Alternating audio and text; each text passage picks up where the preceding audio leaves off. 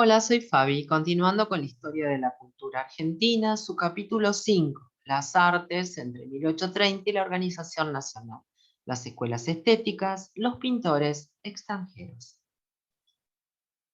El conocimiento de las expresiones culturales y las artes en la República Argentina, un recorrido histórico desde los tiempos de la colonia hasta principios del siglo XX.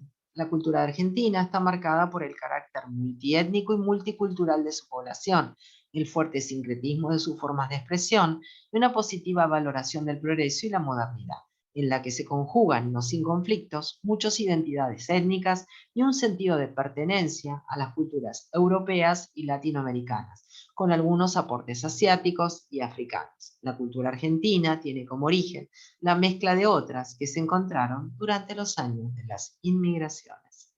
Ahí tenemos el aspecto un poco del mapa de esta época de organización nacional. Es el nombre que recibe en la historia argentina, el periodo comprendido entre la derrota del régimen rosista en la batalla de Caseros, ocurrida en 1852, y el acceso al poder de la llamada generación del 80, alrededor del año 1880.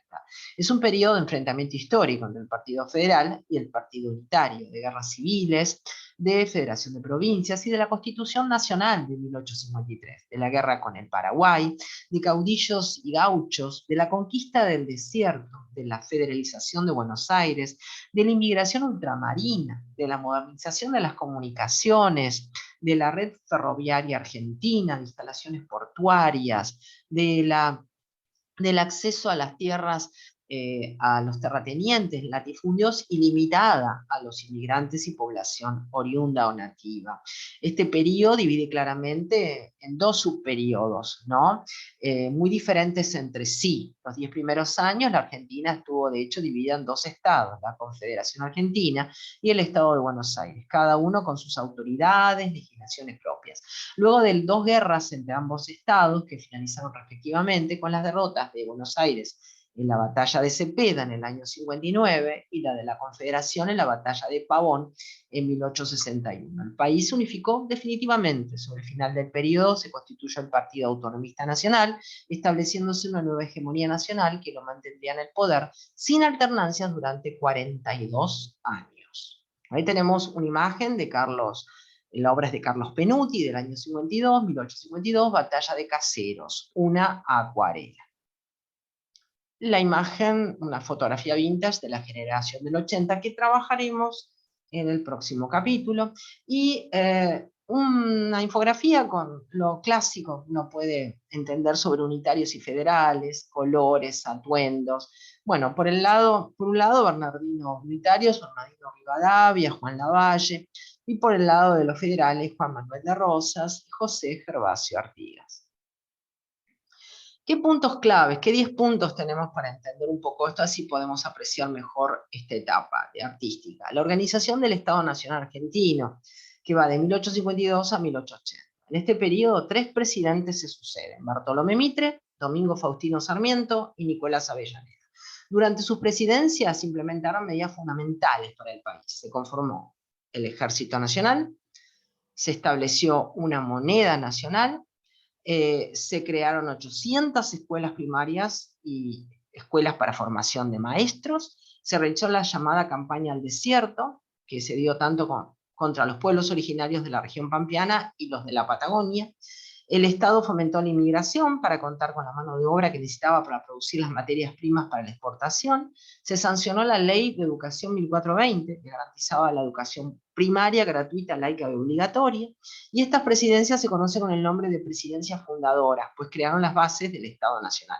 A la derecha podemos ver una imagen de Juan Bautista Alberdi, creador de la Constitución Nacional de 1853, y el 3 de mayo de 1853, los señores Carril, Gorostiaga y Zapata, nos relata la historia, han llegado para entregar al general Urquiza el texto de la Constitución de la Confederación Argentina, transcripto con una citada, cuidada caligrafía por el señor Campillo, y que los constituyentes firmaron el día 1 del corriente, nos relata. Juan Bautista Alberdi, al conocer el triunfo de José Justo Justo José de Urquiza sobre Rosas, en la batalla de Caseros, envió el libro de su autoría, Bases y Puntos de Partida para la Organización Política de la República Argentina, y Urquiza lo tomó en cuenta y lo presentó al Congreso Constituyente, y fue tomado como una de las fuentes del proyecto de la Constitución Nacional.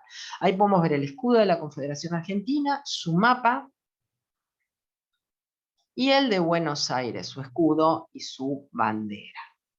Siempre vieron la disputa entre unitarios y federales.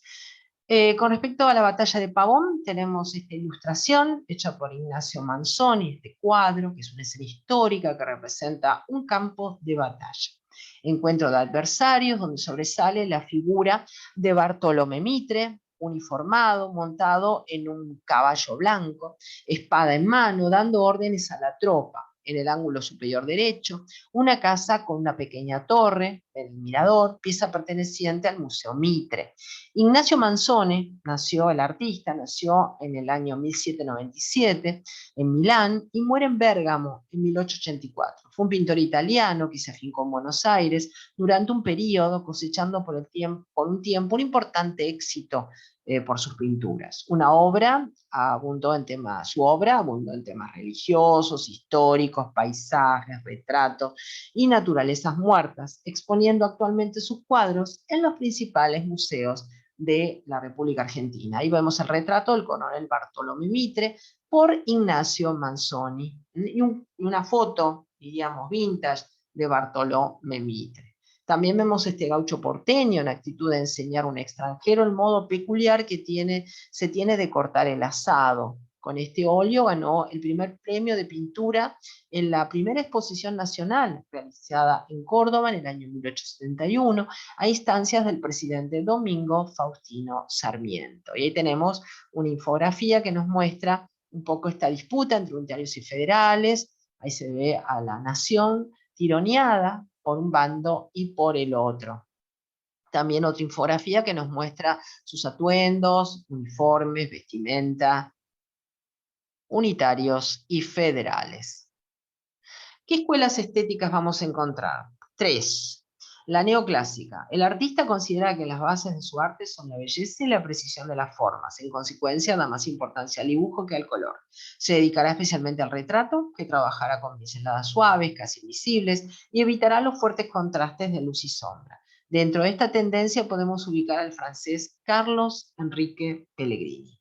La romántica buscará los grandes efectos y los contrastes en las tintas, mientras dibuja y colorea con espontaneidad, aunque puede dedicarse al retrato. Preferirá el paisaje y las costumbres de la época. En esta escuela, con sentido dinámico, cabe mencionar al argentino Carlos Morel. La realista mostrará preferencia por todo lo exótico y pintará lo que ve en su entorno, los personajes, las cosas, el paisaje. Traducirá el objeto que lleva el lienzo directamente del natural y rechazará todo lo imaginativo y distante. Esta escuela se impuso más adelante con los pintores de fines de siglo, aunque ya se insinúan algunas obras, como vamos a ver, de Prilidiano Pueyrredón. Bueno, empecemos viendo acá un poco, citando pintores extranjeros. Algunos destacados, ¿no?, que actuaron en nuestro medio en la época que nos ocupa. En su mayoría estos artistas fueron ignorados por sus países de origen. En consecuencia, aunque nacidos en el exterior, podemos considerarlos incorporados a todo lo argentino. A través de las obras de estos pintores foráneos, que hoy se conservan en galerías y museos, tenemos una imagen viviente de próceres, intelectuales y políticos, como también de paisajes y elementos populares argentinos. Ahí lo vemos al primer artista acá que queremos citar extranjero, Charles-Henri Pellegrini, ¿no? Carlos Enrique Pellegrini, nacido en 1800, fallecido en 1875, posando junto a sus hijos Julia y Carlos, quien luego sería el presidente de la Argentina, ¿no? Carlos Pellegrini, ingeniero, arquitecto, retratista, litógrafo francés, arribó en Buenos Aires en el noviembre del 28.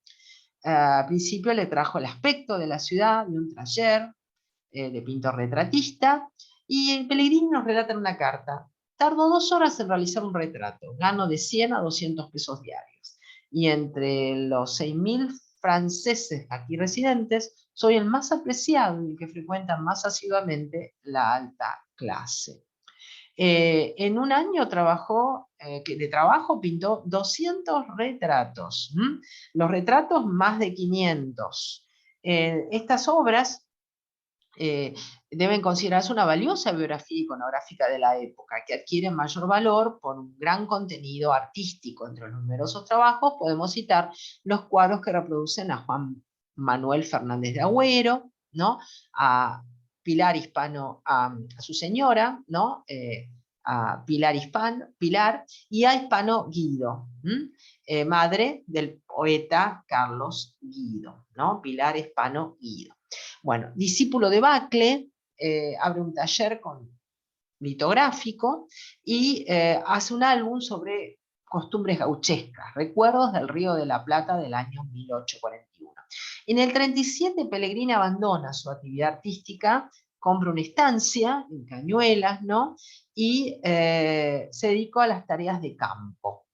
En el año 40 contrae matrimonio con María Bebans, nacen sus hijos, uno de ellos, como mencioné antes, va a ser presidente de la Nación, y el ingeniero artista proyectó obras públicas, puertos, ferrocarriles, mataderos, saladeros, vamos a ver sus obras, fue miembro del Consejo de Instrucción Pública y propuso la creación de la Facultad de Ingeniería en el año 1855 y de Ciencias Económicas en 1858. Como arquitecto, su principal obra fue la construcción del antiguo Teatro Colón, que ya no existe. Pellegrini falleció en Buenos Aires el 12 de octubre de 1875. Ella vemos una obra de genial artista extranjero, Charles-Henri Pellegrini, Iglesia de Santo Domingo, y se puede ver la procesión de Nuestra Señora del Rosario, en esta instancia particular que la retrata la iglesia. Es del año 1830 la obra, 21,5 por 17,5 sus medidas, acuarela sobre papel, en el Museo Nacional de Bellas Artes. Cabe aclarar que esta iglesia está en pie en Buenos Aires todavía. Y aquí vemos una escena bastante cruda de lo que era un matadero en aquellos tiempos, ¿no? Del año 1829. A los pobres animales se les cortaban los garrones, caían y eran degollados, y se ven restos, esqueletos, osamenta tras la factoría. Bueno, todo este panorama desolador de un matadero. También tenemos la Catedral de Buenos Aires, emplazada en el mismo lugar que hoy en día la encontramos, en la Plaza de Mayo, ¿no? Pero con una Buenos Aires bastante despojada.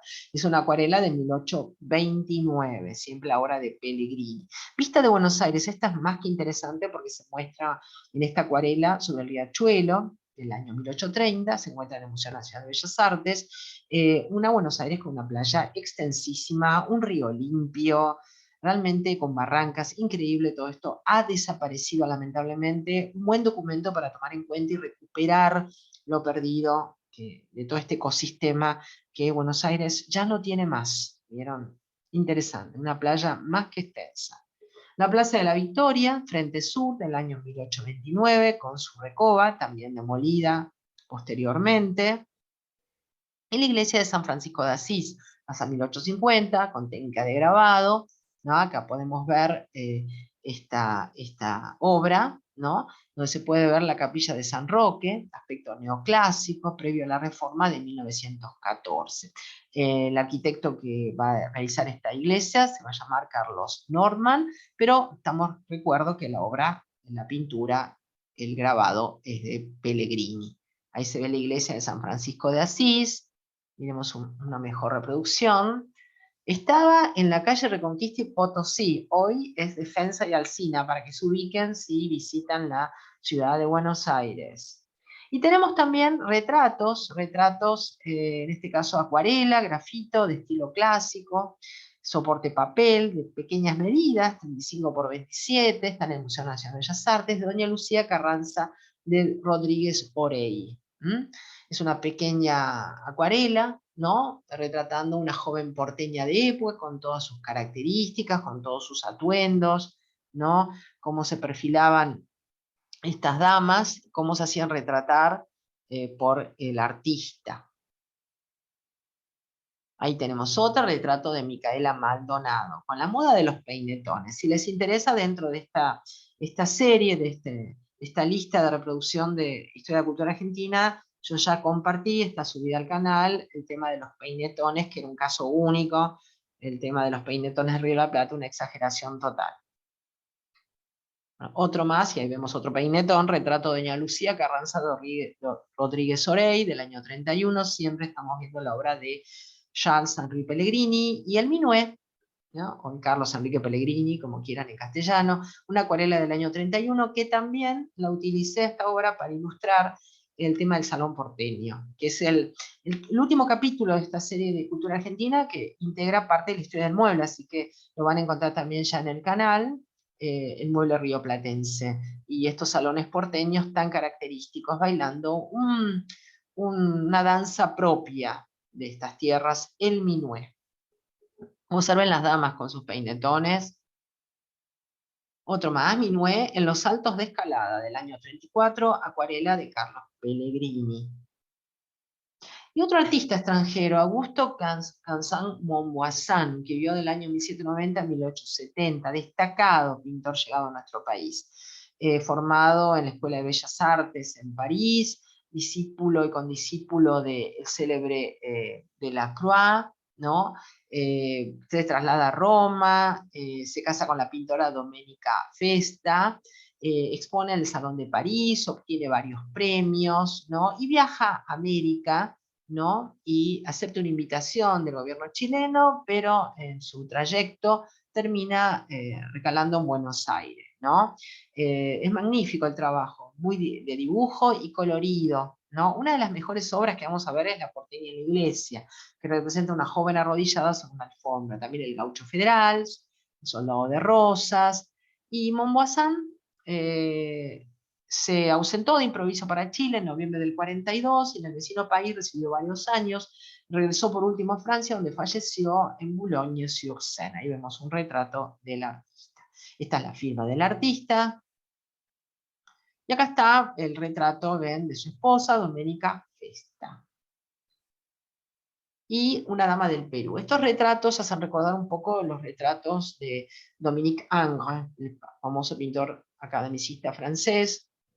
No es casual que este artista venga de Francia y donde las damas iban vestidas con sus mejores galas y la técnica y la destreza del artista realmente demuestran su expertise, ¿no? Miren lo que es el vestido, los satenes.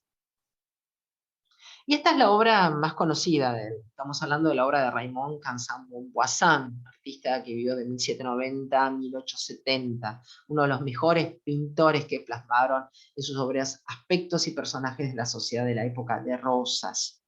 Ahí vemos la porteña en el templo. Retrato de Rosa Lastra, del año 1842. La señora tiene identificación. Es un óleo sobre tela, mide 156 por 142 centímetros y está en la colección Bonifacio del Carril. Les voy a leer un artículo muy interesante que salió en La Nación en 1960, que lo escribe Bonifacio del Carril, que relata la historia del cuadro y aporta valiosos datos acerca de la rama retratada. Así que yo se los voy relatando y ustedes observen la obra. Domingo Lastra y su hijo mueren degollados en Chascomús, en la derrota de la conjura que contra la política rosista se había planificado en 1839. 3 años más tarde, Rosa Lastra, hija y hermana de las víctimas, de acuerdo a una antigua usanza española, aún guardaba luto. Concurría frecuentemente a orar a la iglesia y en varias oportunidades comprobó que la observaba. Montmoisson, con mirada de artista extranjero, era quien estudiaba aquella escena para recrearla en la tela. La equilibrada composición triangular de la obra está definida por la figura femenina, contundente y lineal. Su intenso juego de valores conforma esta imagen central. Su oscura vestimenta subraya la luminosidad de las manos y del rostro, enmarcado por la negra cabellera. La alfombra sobre la que se sentaban o arrodillaban las damas de la iglesia era transportada por un esclavo, personaje representado a espaldas del orante. Lo pueden ver, es ese muchacho de tez oscura. Esta pintura, junto al Gaucho Federal y al Soldado de Rosas, fue realizado para el barón Enrique Picolé de Hermillón, cónsul general del Reino de Cerdeña en Buenos Aires. Probablemente habría sido el barón de Hermillón quien presentó al artista ante Juan Manuel de Rosas. Montmoisson abandona presurosamente nuestra ciudad. Dice: trabajé mucho y retraté a ese famoso Rosas. Temí caer bajo sus golpes por una circunstancia independiente de mi voluntad y partí en secreto. Bueno, permanece en Chile, nos relata acá Bonifacio Alcarril en su artículo, hasta el año 1857, año en que retorna definitivamente a Francia, donde muere el 26 de marzo de 1870. Bueno, La porteña en el templo, obra de Raymond Queneau Montboisin. Otra obra muy conocida, Soldado de la Guardia de Rosas, un óleo sobre cuero, colección privada está. Acá Eduardo Iglesias Bricle, en el artículo de la identidad nacional y el gaucho amanerado de Montboisin, nos relata: este gaucho es una especie de caballero andaluz, que al mismo tiempo recuerda algunas de las composiciones que Delacroix realizó en sus incursiones por Tánger y Argel. El personaje se supone que es un miembro de la mazorca que monta guardia en la Casa de Rosas, en Palermo, de San Benito. La actitud es displicente y está reclinado sobre un muro de ladrillos, apoyado sobre los aperos del caballo y ligeramente en escorzo. La mano derecha sostiene el mate, calza botas de potro y aún lleva puestas las espuelas. El color rojo de la chaqueta y del gorro, además de ser del color federal, sirve para poner en evidencia el chiripá y la nota blanca de los calzoncillos cribados. La rastra de cuero muestra el lujo de 4 monedas de plata, a los que nos da la idea de que su rango no es del simple gaucho raso. Otra obra, Gaucho Federal, del año 1842, un óleo también sobre cuero en colección privada. Este cuadro, junto a La porteña en el templo y El soldado de la Guardia de Rosas, fue realizado para el barón Henri Picolet de Bouillon, cónsul general del Reino de Cerdeña en Buenos Aires, y Bonifacio Alcarril decía que probablemente fue Bouillon quien presentó al artista a Juan Manuel de Rosas, con un gaucho con su caballo. Otro artista, que no sabemos si nació en 1800, pero sí murió en 1855, Jacobo Lorenzo Fiorini, todos artistas extranjeros. No es muy conocido la biografía de este pintor nacido en Italia, hacia 1800. Parece que estudió en Italia y se vincula a través de su viaje a Buenos Aires en 1829 con la Sociedad Porteña. Excelente retratista, ¿no? Y algunos discípulos, entre ellos Gaspar Palacio y Martín Boneo, va a dejar parte de su enseñanza. En sus cuadros se propuso expresar la índole psicológica del modelo, sin detenerse en detalles accesorios. Trabaja al óleo, y en el año 54 Fiorini dejó los pinceles para dedicarse a las tareas de campo en su propiedad de Santos Lugares. Igual que le pasó a Pellegrini, ¿no? Se va al campo. Allí pereció asesinado en 1855. Ahí vemos obras de Fiorini, tanto retratos como estas escenas gauchescas. Otro artista, Amadeo Gras, nacido en 1805, fallecido en 1871, otro francés, ¿no? Que llega a nuestro país en 1832, contaba con 27 años, junto con su compatriota Carlos Pellegrini, fue un propulsor de las artes plásticas, dispuso instalar una escuela de bellas artes, para el cual mandó a buscar a Francia diversos elementos necesarios, telas y pinturas. Sin embargo, el proyecto tan prioritario no se llevó a cabo debido a la delicada situación política imperante. Es retratista, muy bien retratista, penetra en el matiz psicológico del personaje, ¿no? También destacado músico, violonchelista de la Ópera de París, ¿no? Pero falleció en la más extrema pobreza en Gualeguay, Entre Ríos. Lo que estamos viendo es el retrato de Antonio Rodríguez Ro, a la izquierda, del año 56, de 92 por 76 centímetros, que es un óleo sobre tela del Museo Nacional de Bellas Artes. Y a la derecha, una imagen del artista Amadeo Gras. Otro artista, que vamos a ver mucha obra, Adolfo d'Astral de Rivedoux, nacido en 1805 y fallecido en 1875 en Alsacia, hijo de general del ejército napoleónico. Dibujante, pintor aficionado, toma apuntes de diferentes países visitados, en cerca de 40 años de viaje, un gran viajero. El almirante Leblanc, jefe de la escuadra francesa bloqueadora, lo designó comandante de la isla Martín García, cuyo paisaje reprodujo en varias acuarelas, algunas de ellas actualmente en el Museo de Luján para tenerlo de referencia.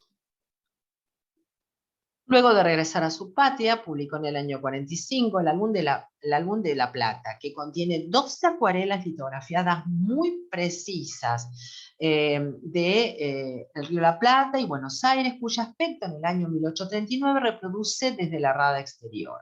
Esta última obra es de gran valor iconográfico, pues se aprecia el aspecto de la ciudad a la distancia, ¿no? También dio otro álbum, Galerie Royale de Coutume, 11 láminas con tipos característicos de nuestro país en aquellos tiempos, ¿no? Pueden citarse Estanciero y Porteña, Dama de la República Argentina. Bueno, Dastrel murió en Francia en el año 1875 y vemos un retrato con su semblante. Y aquí vemos los retratos de Adolfo Dastrel y su esposa, en este caso un retrato de su esposa. Esto pertenece al Museo Nacional de Bellas Artes, una acuarela sobre papel de 20 por casi 15 centímetros. La señora con su mate en la mano. Y aquí vemos un autorretrato de Adolfo Dastrel, también una acuarela sobre papel, el Museo Nacional de Bellas Artes, también con mate de plata, de 23 por casi 19. Ambos, fíjense, tienen el paño atrás, la cortina, el paño, que es tradición en la pintura, viene desde el Renacimiento, ¿no? Colocar en el retrato atrás un paño que cuelga, da una sensación más académica. Otra obra, en este caso un personaje más local, ¿no? Cebando mate, témpera sobre papel, de 27 por casi 20, todas están en el Museo Nacional de Bellas Artes, Adolfo Dastrel. Otra obra, Porteña vestida de celeste, sobre papel sobre cartón, una acuarela, sobre un papel entelado, y ella vestida con vestimenta celeste. Ahí abajo podemos ver la firma del artista y los clásicos peinados que llevaban las damas porteñas. Este es muy hermoso, es un estanciero con chaleco federal. Y el fondo, vieron, así como sin definición. Hermosa obra. También en el Museo Nacional de Bellas Artes.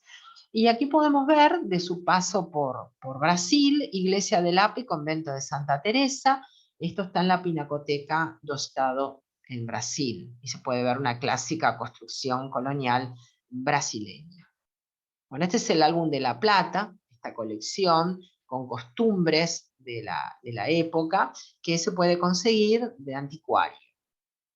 Ahí se ponen las láminas que integran este álbum de La Plata. Se remite al río La Plata, ¿no? Y se puede ver aquí, ven, cómo era el aspecto de la costa, la ciudad, todo tan limpio, tan falta de construcción y urbanismo. Y ese pone un poco el sello y la garantía de estas litografías en este libro, ¿no? Otro más, miren qué bonito, esta visión de Buenos Aires con sus casas y sus patios. Esta, bueno, más costumbrista, con carretas a las afueras de la ciudad. Y esta, bueno, de la ciudad, ¿no? De la costa, del puerto. Qué diferente es el Río de la Plata hoy, cómo está tan contaminado y cómo ha desaparecido las playas y cómo la podemos ver aquí, ¿no? Bueno, otro tema son los artistas argentinos, los pintores argentinos, ¿no? Hemos visto a los extranjeros en esta etapa que estamos estudiando de la cultura argentina, de esta época de organización nacional, y es la primera generación de pintores argentinos, Carlos Morel, que vivió de 1813 a 1894. Fue el primer pintor argentino nativo que forjó su cultura en nuestro medio. El artista nació en Quilmes, de padres españoles. Cursó y estudió en la Universidad de Buenos Aires, ¿no? Como discípulo de José Gut y Pablo Casí Aniga. Egresó a los 18 años, comenzó su actividad al pintar miniaturas asociadas con su condiscípulo García del Molino. La labor de Morel se prolongó hasta el año 44, hizo litografías, retratos, cuadros costumbristas, escenas de guerra. También se dedicó al óleo, a la litografía, a la acuarela, a la miniatura, y también entregó al litógrafo Gregorio Ibarra 8 estampas con motivos indígenas y gauchescos que fueron incluidos en la llamada Serie Grande de Ibarra del año 1841. Uno de los mejores realizados se titula La Media Caña. De regreso de un viaje a Brasil, Morel editó en la Litografía de las Artes un álbum también con 8 litografías titulado Usos y Costumbres del Río de la Plata. Escenas campestres, indumentaria, bailes, tropas de carretas, en fin. También podemos observar la efigie de doctor Vicente López y Planes, hábil miniaturista, retrato de Juan Manuel de Roses y su señora, doña Encarnación Escurra, cuadros al óleo con grandes efectos y coloración espontánea, ¿no? Como en el caso de algunos titulados como Carga de Caballería del Ejército Federal y Combate de Caballería en la época de Rosas.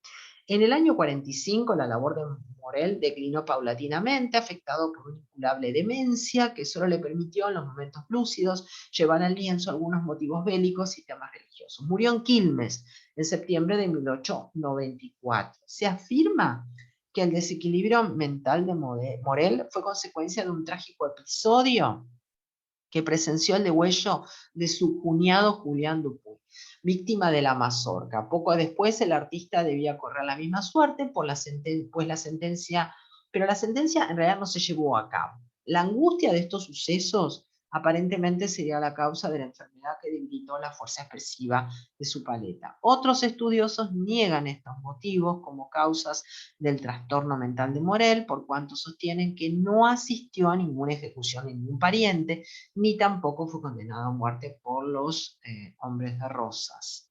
Aquí tenemos Combate de Caballería en la época de Rosas, de Carlos Morell, primer artista acá local, ¿no? Morell pinta esto en 1830, Morell vivió de 1813 a 1894, esto está en el Museo Nacional de Bellas Artes, es un óleo sobre tela de 45 por 54. También tenemos este tan colorido, payada en una pulpería.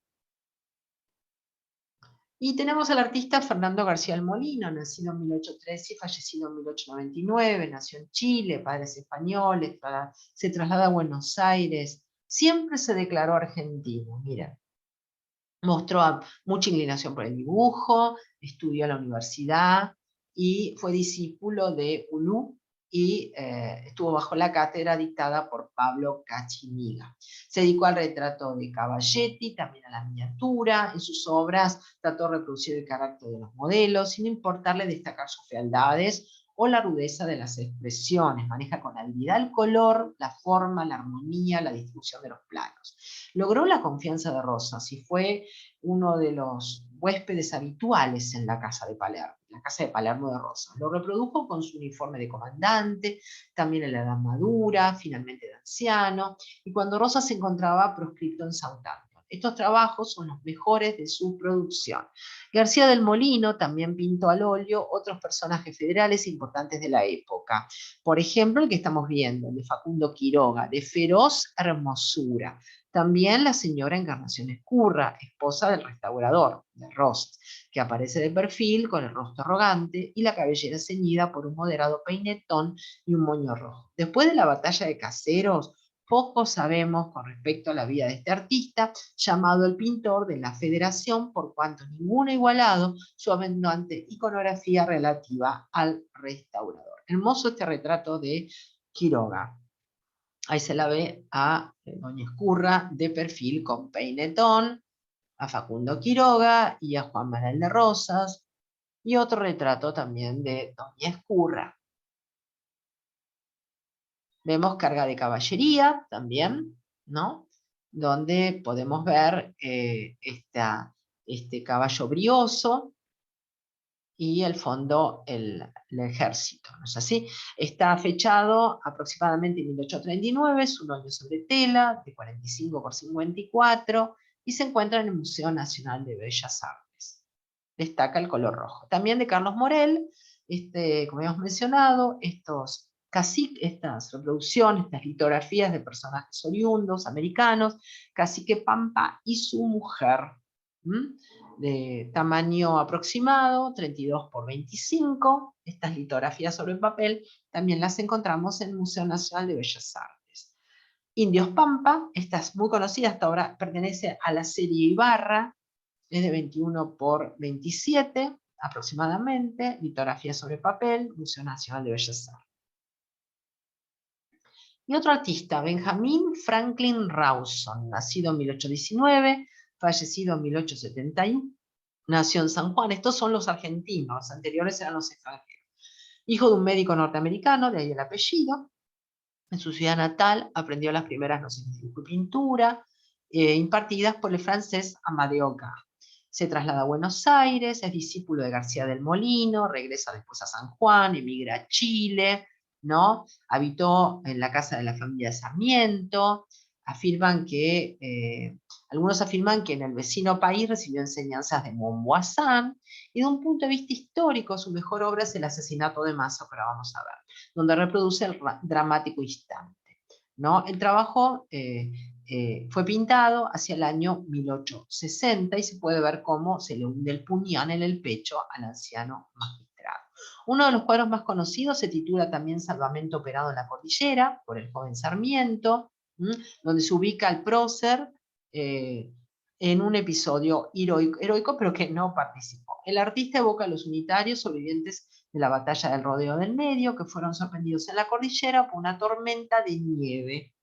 Recibieron socorro desde Chile, y de allí donde se sitúa Sarmiento repartiendo pan a los vencidos por las armas y los elementos naturales. Inspirado en la guerra contra el Paraguay, Rawson llevó al lienzo el regreso de la Guardia Nacional, y entre sus pocos temas religiosos merece citarse la gran tela denominada la Inmaculada Concepción. Uno de sus buenos trabajos es el óleo que reproduce el rostro de su hermano, el doctor Guillermo Rawson. El artista se radicó en Buenos Aires en 1856 y desde ese momento declinó su importancia. Falleció víctima de la fiebre amarilla. Ahí vemos un retrato de Benjamin Franklin Rawson y de las obras mencionadas: Salvamento operado en la cordillera, por el joven Sarmiento, del cual Sarmiento en realidad no estuvo allí. Es una pintura de género histórico. Rawson la resuelve manejando diferentes niveles de alegoría y verosimilitud, ¿no? Como eficiente artefacto de comunicación de contenidos sociopolíticos. Se puede rastrear como en Salvamento en la cordillera operan los modelos compositivos de la pintura francesa de la primera mitad del siglo XIX. Bueno, un hecho dramático retratado en este cuadro. Ahí se ve la ubicación del cuadro, lo ven en el panel. Esto se encuentra actualmente en el Museo Provincial de Bellas Artes, que lleva el nombre del artista, Franklin Rawson. Y ahí está el asesinato, justamente para que lo observen, muy dramático, en el momento justo que van a clavarle el puñal. Esta obra que mencionamos, ¿ven? Es esta que fue mencionado, el asesinato de Maza, que fue pintado en 1860. Bueno, Priliano Pueyrredón, gran artista, de los más grandes, 1823-1870. Nació en Buenos Aires, hijo del director supremo Juan Martín de Pueyrredón.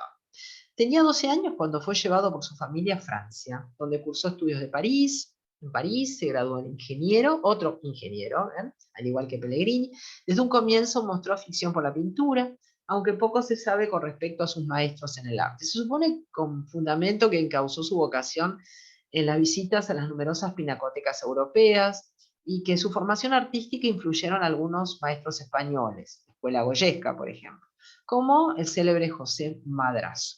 Cuando en el año 50 regresa a Buenos Aires, ya dominaba los pinceles, y entonces llevó al lienzo a doña Manuelita Rosas de Terrero, en un magnífico óleo que ha merecido los más elogiosos juicios de la crítica. Ahí lo estamos viendo.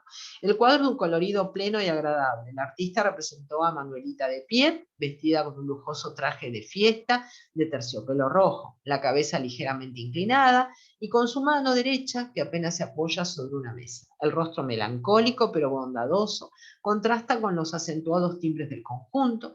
La obra ha sido calificada como una sinfonía en rojo. Es el retrato de Manuelita, la hija del restaurador, de Rosa, ¿no es así? Es del año 51, mide casi 2 metros por unos 66, el marco incluido casi llega a 2 metros 23 por 1,87, es un óleo sobre tela y es una de las grandes estrellas que conserva el Museo Nacional de Bellas Artes. Hermosa retrato. Era asesor de imagen, Pueyrredón, y era amigo personal de Manuelita, y le aconsejó no venir tan emperifollada con joyas. Si bien ella tenía apenas poca edad, joven, 30 años, le sugirió que no viniera tan emperifollada para no lucir mayor, dado que el rojo no favorecía con respecto a la edad. Pero bueno, era una mujer joven, pero dado el atuendo y la moda, parecería mayor. Hermoso, buenísimo cómo trabaja las texturas. De la holgada posición económica, Pueyrredón pudo dedicarse a la pintura, especialmente al retrato en su quinta de San Isidro. De temperamento realista, reprodujo sus figuras con veracidad, siguiendo en esto a la escuela clásica. Sus mejores obras las realizó con modelos del natural, posando. Es allí donde demostró sus grandes condiciones artísticas, pues no era un imaginativo. No alcanzan igual importancia los retratos que trabajó por encargo con la ayuda de un daguerrotipo, es decir, una foto vintage, ¿no? Sin la presencia del modelo, en el caso, por ejemplo, de un difunto. Los retratos al óleo son notables. Su obra principal se ubica entre el año 1859 y 1866 y llevó al lienzo a destacadas figuras de la sociedad porteña. Además ya de Manuelita, cabe citar la de Juan Martín de Pueyrredón, su padre, obra maestra que produjo el rostro de su padre, ya enfermo, ¿no? Y el célebre prócer, y del Cecilia Robles de Peralta Ramos y su hijo, que lo vemos ahí a la derecha, óleo de gran valor artístico, de gran calidad artística, hermoso retrato también. Pero es famoso también por basarse en la realidad y con influencia romántica. Pueyrredón también interpretó con maestría el dibujo y vigorosa expresión, las costumbres campestres, el ambiente rural, sin olvidar los temas urbanos y típicos, religiosos e históricos. Pueden mencionarse un domingo en los suburbios de San Isidro, las banderas en el Bajo de Belgrano, en la que estamos viendo, un alto en el campo, recorriendo la distancia, un patio porteño del año 1850. En esta obra, La banderas en el Bajo de Belgrano, del año 65, Pueyrredón nos muestra una geografía que ha desaparecido. El barrio de Belgrano es un barrio ampliamente poblado y densamente poblado, y aquí vemos que realmente había una bajante al río donde las lavanderas podían acceder a lavar y hacer su oficio. La obra es de 1,02 por 1,27, es un óleo sobre tela y se presta también a mostrar los clásicos ombúes que aparecen en la obra de Pueyrredón. Bueno, cuadros que son siempre referentes para tener una idea de cómo era el ecosistema natural de nuestra costa ribereña del Río de la Plata, hoy perdida. Este es muy famoso, es un domingo en los suburbios de San Isidro. San Isidro también hoy es un barrio densamente poblado, un suburbio muy bonito, pero aquí lo vemos prácticamente descampado. También ombúes, la costa del Río de la Plata, del año 1864, 29 centímetros por casi 60, una acuarela sobre papel. También este tan hermoso de la costa del Río de la Plata, de 18 por 30, que es un óleo sobre chapa que muestra, ven, en un día tormentoso, hay un claro que se abre las nubes, se puede ver la costa del Río de la Plata magnífica con una playa hoy ya inexistente, o en vías de extinción donde todavía quede algo. Y ombúes, sauces y fauna y flora autóctona y fauna relacionada con el arreo, con los animales de crianza. Este es hermoso, Bosques de Palermo, de 16 por 28, una acuarela sobre papel, que muestra los célebres bosques de Palermo, pero de una manera más boscosa todavía de lo que encontramos hoy en día en la actualidad. Y se ve recorriendo la estancia del año 65, de 65 por casi 130 centímetros, óleo sobre temas tan caros a Pueyrredón, tan propios, ¿no? Otro más, el rodeo. Ven cómo deja mucho cielo en estos temas así más de paisanos, temas rurales. El rodeo es del año 61, un óleo sobre tela, de 76 por casi 166 centímetros. Paisaje de la costa, otra vez el Río de la Plata para tomar en cuenta cómo era realmente la geografía del Río de la Plata, con este paisaje con playa, con ombúes, con vegetación, y no lo que es hoy en día que está desaparecido todo. Un río contaminado, bueno, a tomar en cuenta para poder rescatar estos ecosistemas perdidos. Y los patios, estos patios porteños que estaban en el centro de la ciudad y que hoy en día serían inviables, con este corral, este gallinero, atrás las construcciones más importantes que tenía la ciudad, que era una ciudad muy pobre en cuanto a construcciones. Esto es del año 1850. Y finalizando, al margen de su actividad pictórica, vamos a ver que Pueyrredón ejerció su profesión de ingeniero y arquitecto. En este aspecto fue llamado por las autoridades para asesorar y dirigir varias obras públicas que se realizaban en Buenos Aires, entre ellas la remodelación de la Pirámide de Mayo, la terminación de las obras de la catedral, los planos del puente de Barracas, el diseño de los parques de la estancia Pereira Ola, y proyectó la casa de Miguel de Ascuénaga en Olivos, hoy residencia presidencial. La famosa Quinta de Olivos, que está siendo habitada por los presidentes en ejercicio en la nación. Pueyrredón falleció en Buenos Aires en el noviembre de 1870, a la edad de 47 años, y ahí vemos una imagen de la Quinta de Olivos, o lo que sería realmente la residencia presidencial, que era la casa de Miguel de Ascuénaga, en el año 1898. Hoy está muy arbolada comparado. Y por último les muestro los planos y el puente de Barracas. Los planos muy minuciosos que Pueyrredón hace, y la imagen actual del riachuelo tan sucio, que no tiene nada que ver con lo que pintaba Pueyrredón, ¿no?